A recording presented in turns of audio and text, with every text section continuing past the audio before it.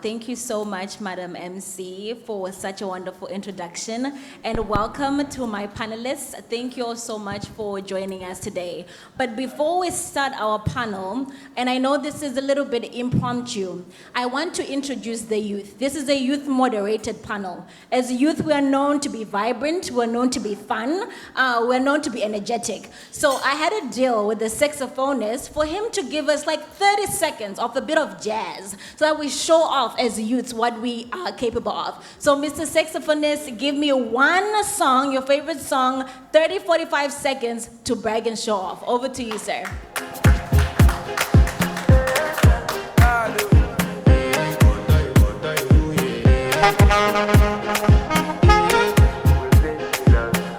I want to flex my love. I want to press. And I want to carry my love.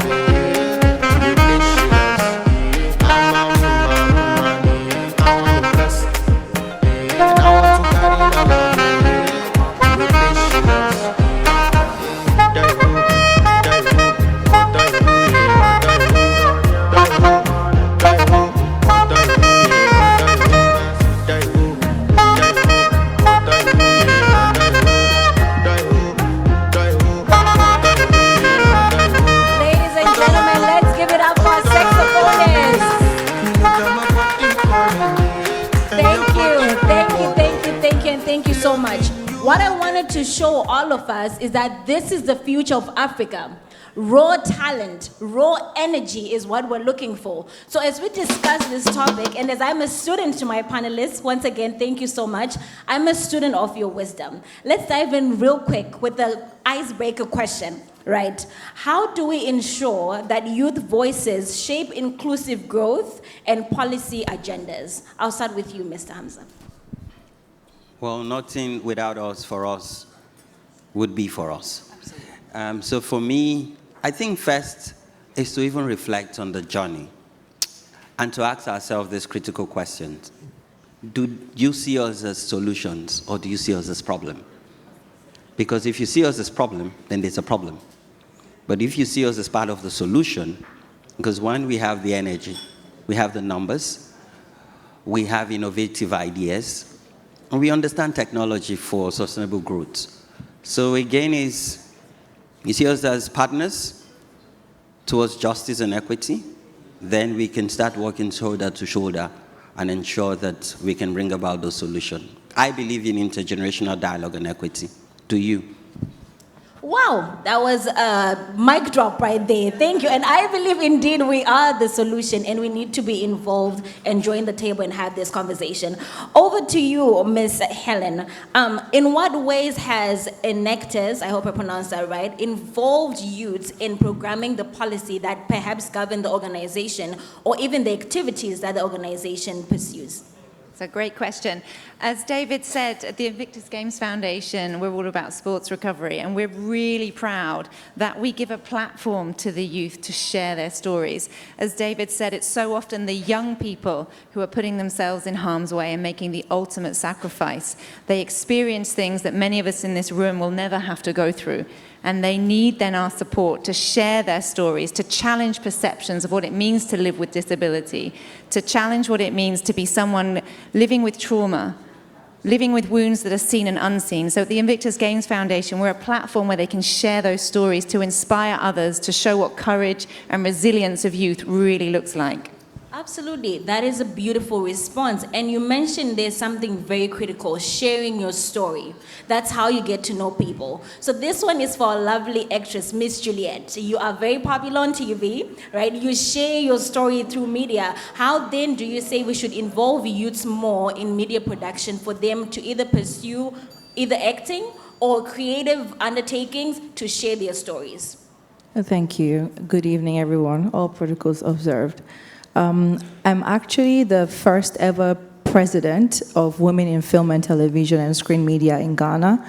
And such a platform is very huge because we are trying to encourage the young girls who are interested in being on TV, in the film industry, whether behind the scenes or in front of the screen, to learn, for workshops, to be able to actually represent the country, because the filmmakers, they are, even the sports stars, they are all global ambassadors. They are ambassadors of each country.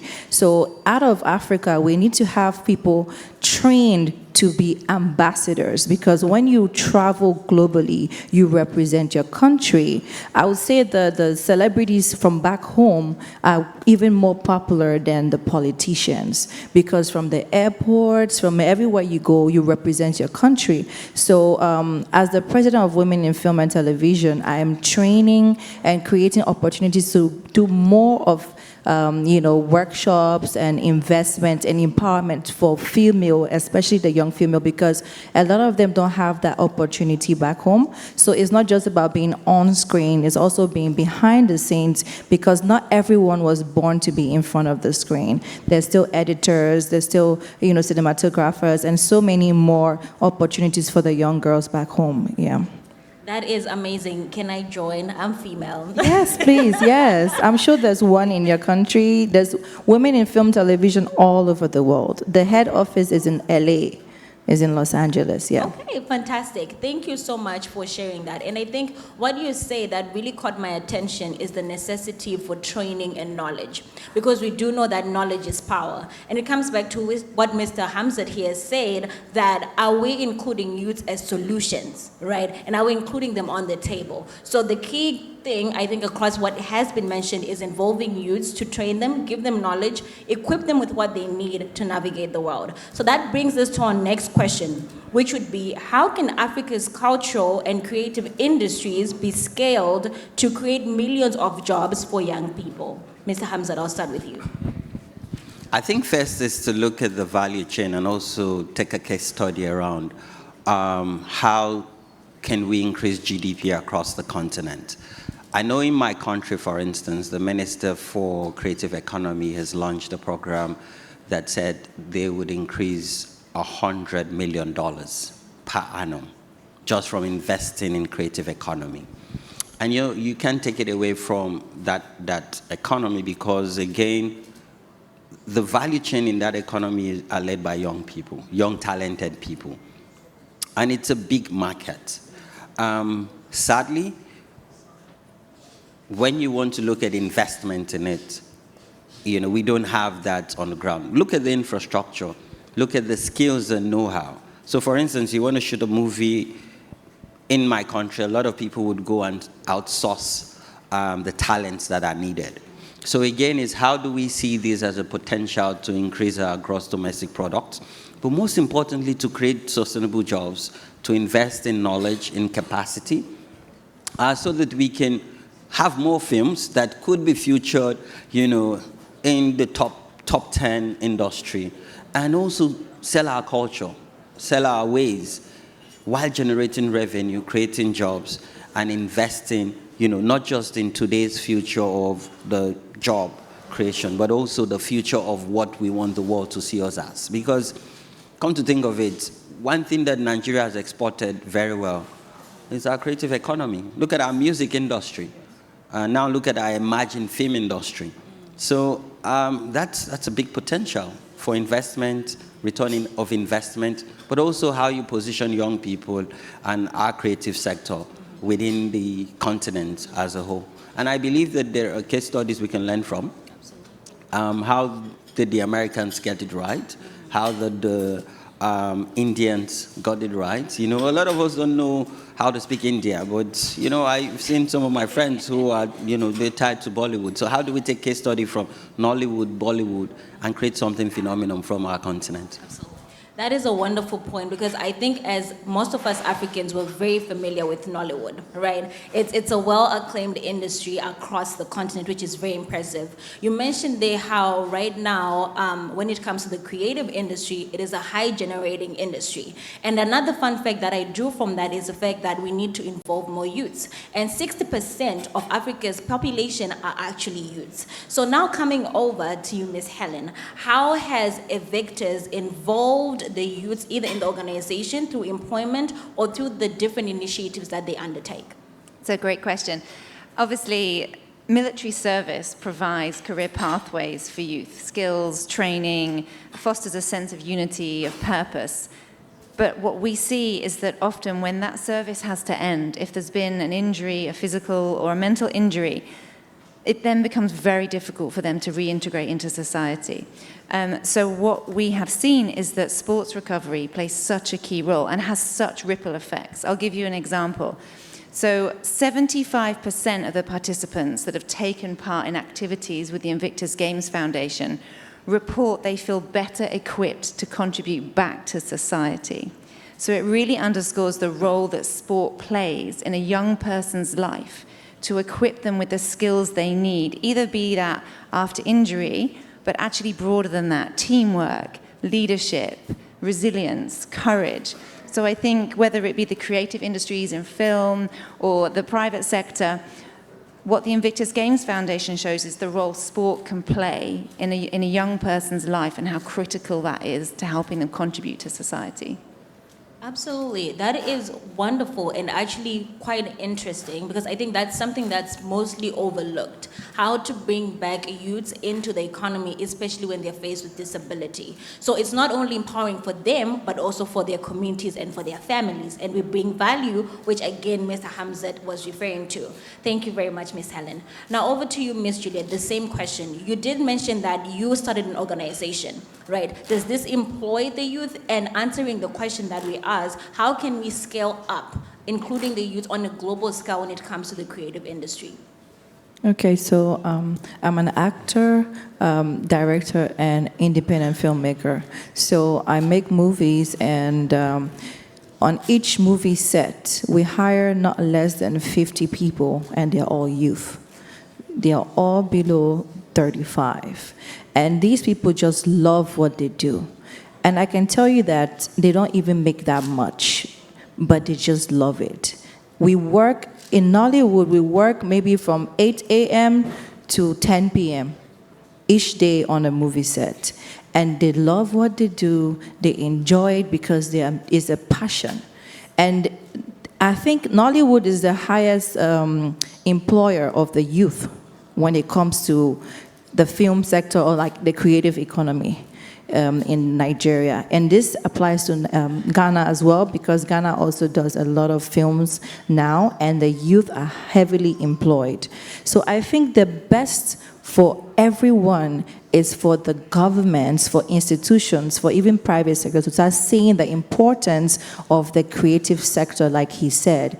It is so important because Hollywood makes the most from Hollywood. I mean, America makes the most out of Hollywood, you understand? So Bollywood is also one of the highest grossing that's there. And Nollywood is the third. So imagine if every African country starts paying attention to the creative sector and seeing what it can do beyond just the music. We'll talk about film, modeling, the sports. The creative economy needs heavy investment, and they need very important, like, intentional attention.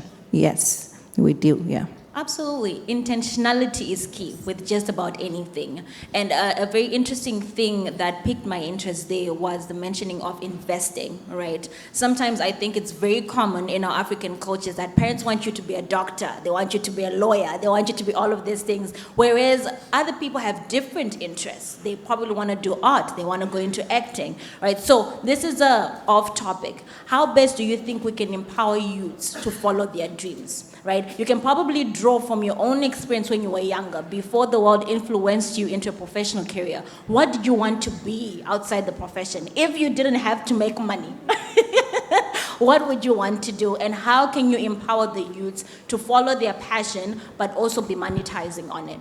I'll start with you, Ms. Hamzat. You know, just reflecting, I wanted to be a fashion designer. Interesting. Yeah, when I was much younger, but... Oh, thank you. That's so kind. I think that we need to, and this would help unlock local knowledge and local content. Because when you look around the world and when you look at exports and promotion, everything is localized. But it's how you sell that vision, that dream, that helps you meet your potential, but also generate revenue, create value, create jobs, and that are sustainable because this is authentic. And I think, you know, talking about investment is, we need to, and you talk about scaling, Let's invest and scale what works. And there's nothing that have brought people together like sport, like creative economy, and that's cultural heritage, because as Africans, we're proud people. I think this forum has ignited something unique, and I'm glad that people in the hall are people that see young people as solution and potential. Let's hope we can unlock those investments. And so when we gather next year, we can talk about the impacts and then how we can continue to scale. Okay, so same time, same place next year. I look forward to that. Okay, Ms. Helen, over to you. I think it's an incredible question that you're putting to us, because I truly believe in the power of the next generation, that you are the ones that will change the world for the better. And it's our job to support that and encourage that. And my personal experience is actually sport is a really enabling tool in that. So for me personally, being able to play sport, do sport, you build a community around you of people that will support you, will stand by you. It gives you confidence.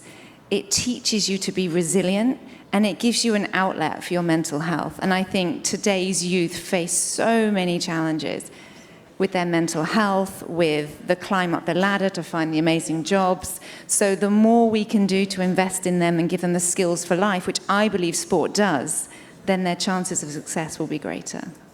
Yeah. Well, thank you so much. Mental health, that is a taboo in most countries as well. It's something that I think we need to start adopting. So thank you for bringing out that point. Ms. Juliet, over to you. Yeah, so I feel, like I said earlier, films are the ways we tell our stories. And as Africans, we own our stories. We are the ones that can tell our African stories the way we want to tell them. So we go out there and we want to be able to sell a narrative. We want to be able to sell our culture, our people, the food, everything we do. And through filmmaking, through music videos, we can be able to do that. So it is important for us to see that avenue that the youth can actually benefit from. So is the filmmaking, is the sports industry, is the music, the creative sector. And with the likes of AI and, you know, all this innovation that's happening, we have an avenue. Now animation is a big thing that people have to also look at, because we can tell our African stories through animation and all of that. And the global world is yearning for this content. And if we don't do it ourselves, if our institutions and you know, and the private sector don't see that now, others would take it from us and tell it their way. So it's high time we start doing that now and investing in our own, you know, African stories. Yeah.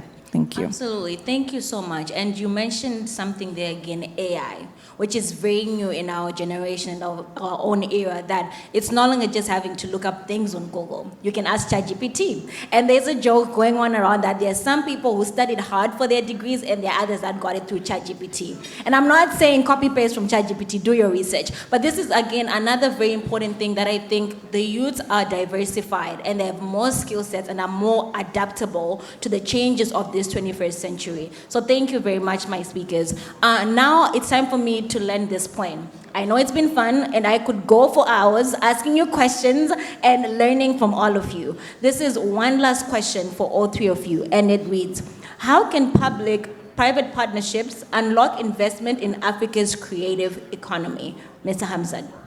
I think we should look at data, because we want to unlock investment, isn't it?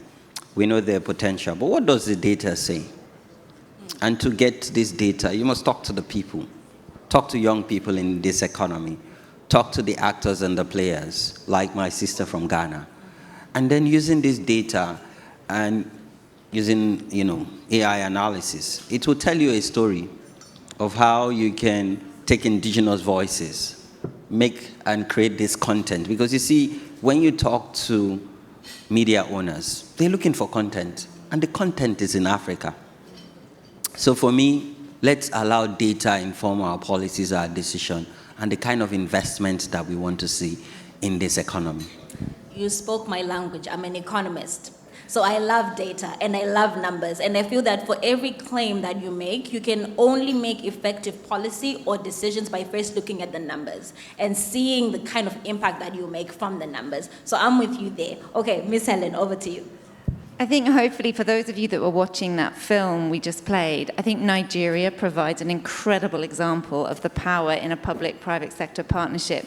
So the Invictus Games Foundation, as David said, has been working with the Chief of Defence Staff, General Musa, the Minister of Defence, the private sector, a local partner in Africa and Concord.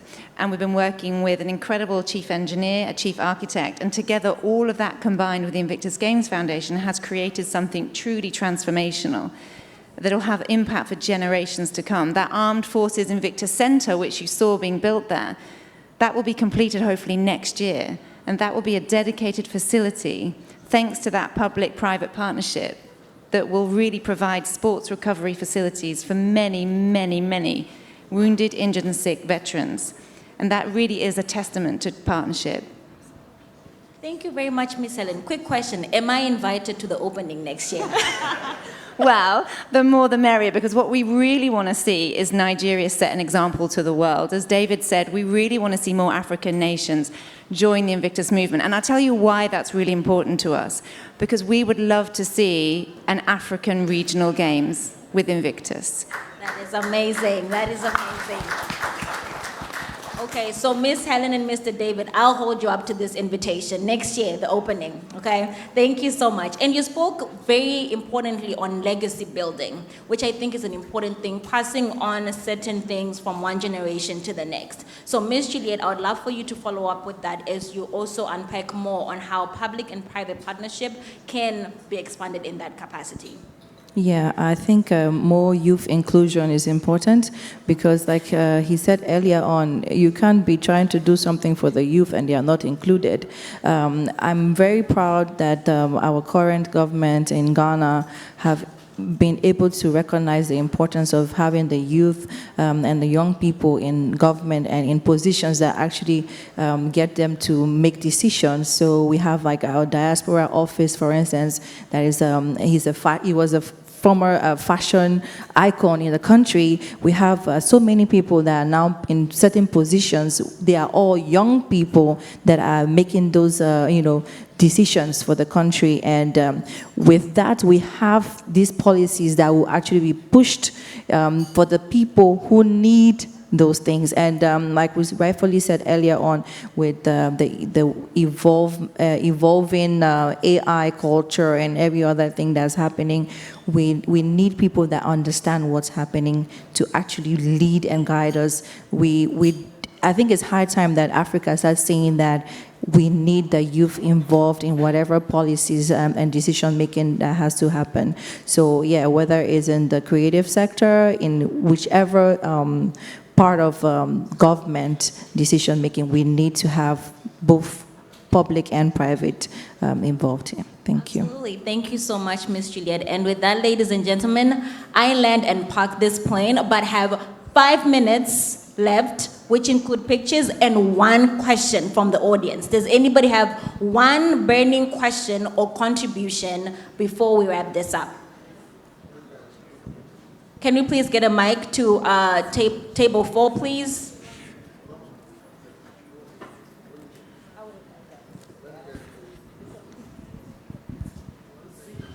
Table 4 right up. Thank you.